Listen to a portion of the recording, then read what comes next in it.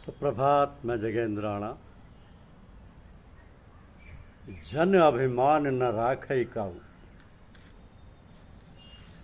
जन अभिमान न राखै काऊ।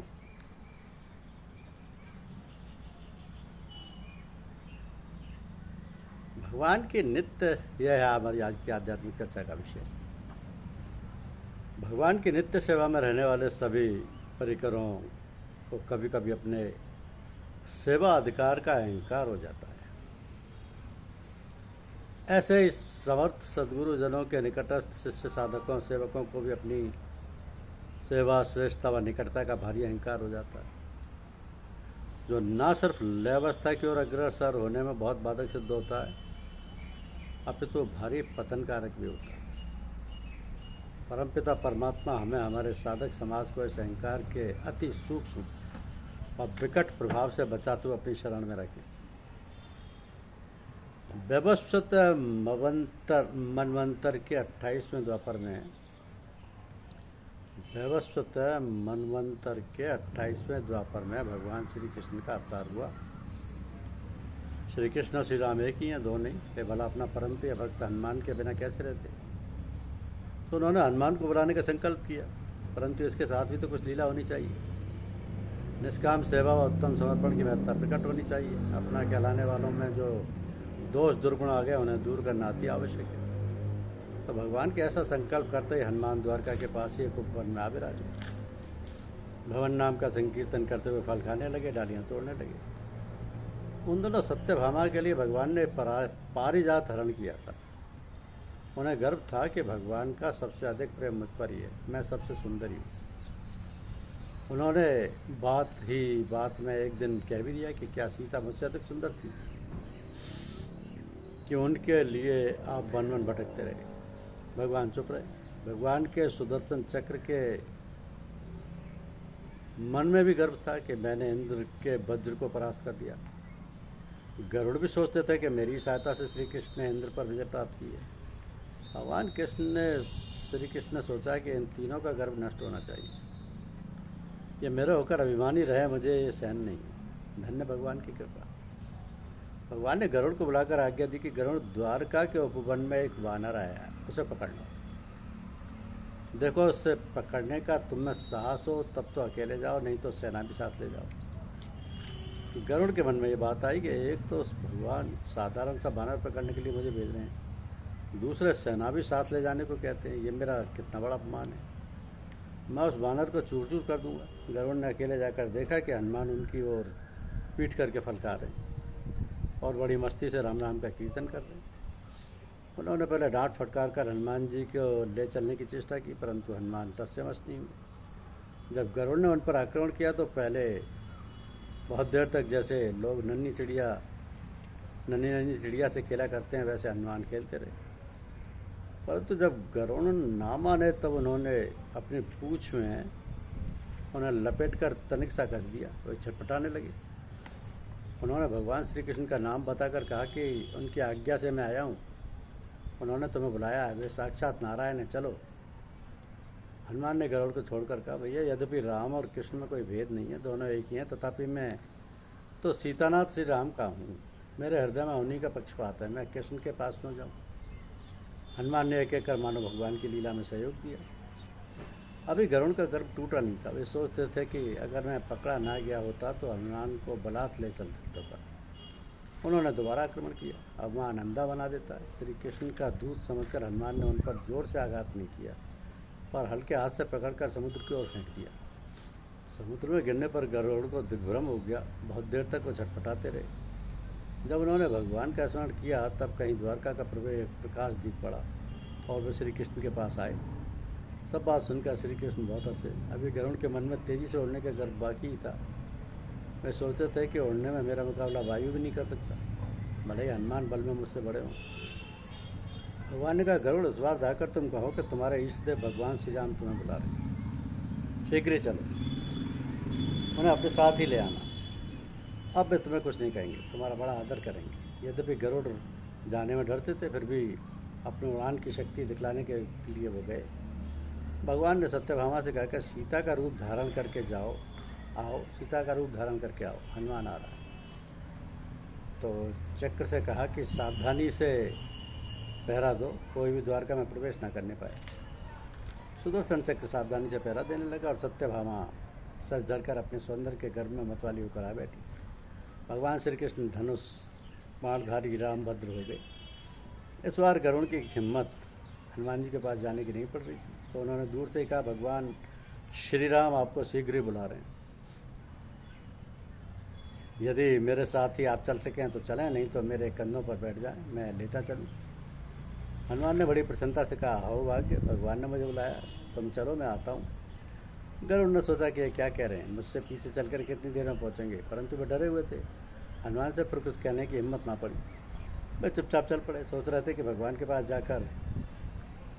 चलकर अपनी तीव्र गति का प्रदर्शन करूँगा। तो हनुमान गरुड़ से बहुत पहले द्वारका में पहुँच गए।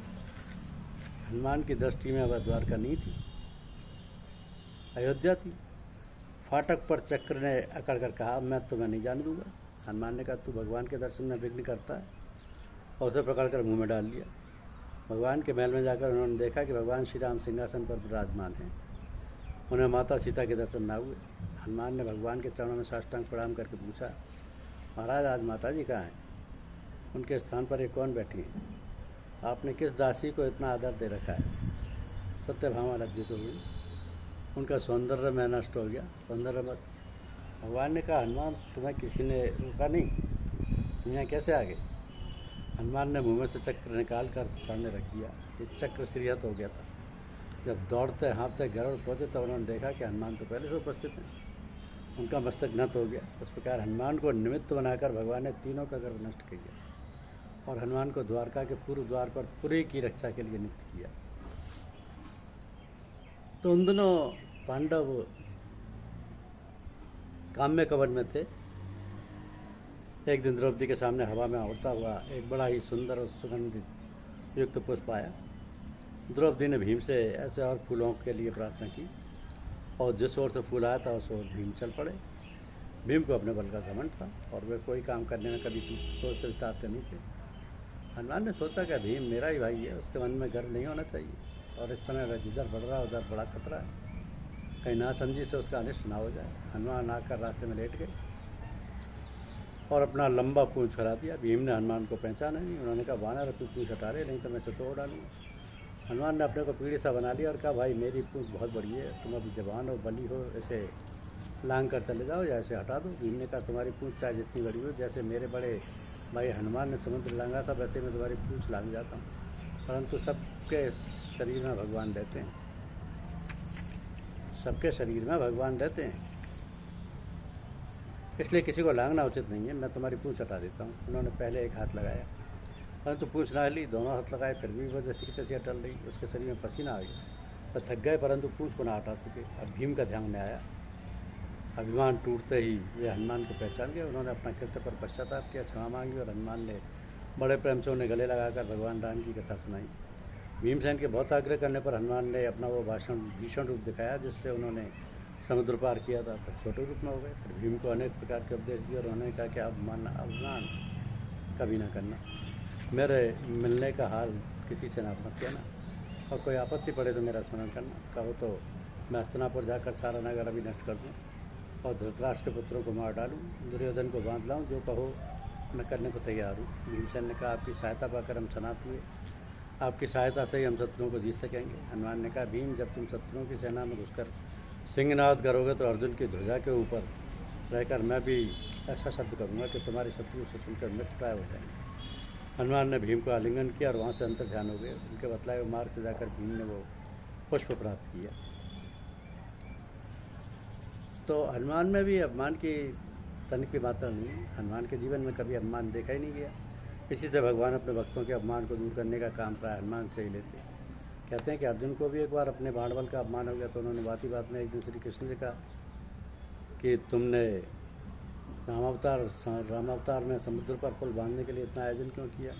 बाणों से पुल बांध देते, बेचारे बानरों को झूठ में परेशान किया। भगवान हंसने लगे। उनका हंसना ही तो लोगों को भुलावा देने वाली माया है।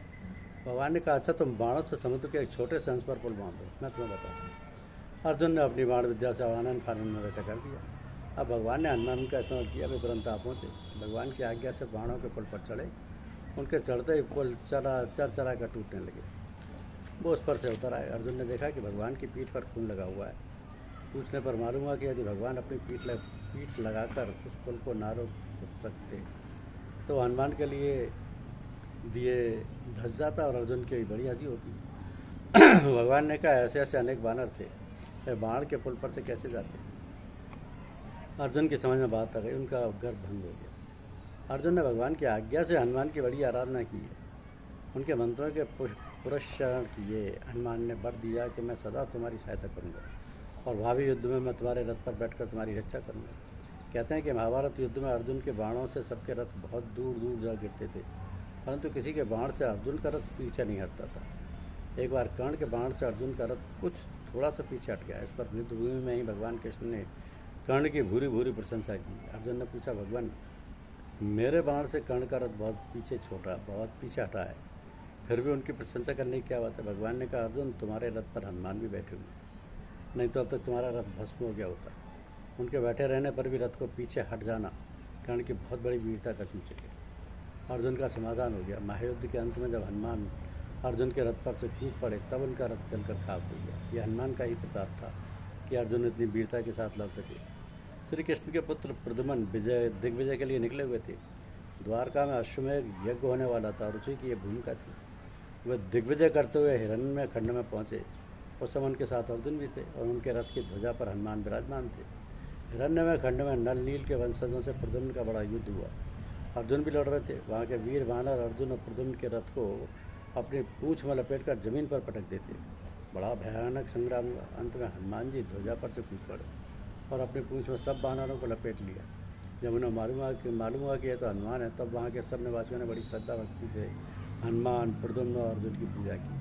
अनेक पदार्थ भेंट किए। वहाँ से फिर उन लोगों ने दूसरी ओर प्रस्थान किया। धन्यवाद।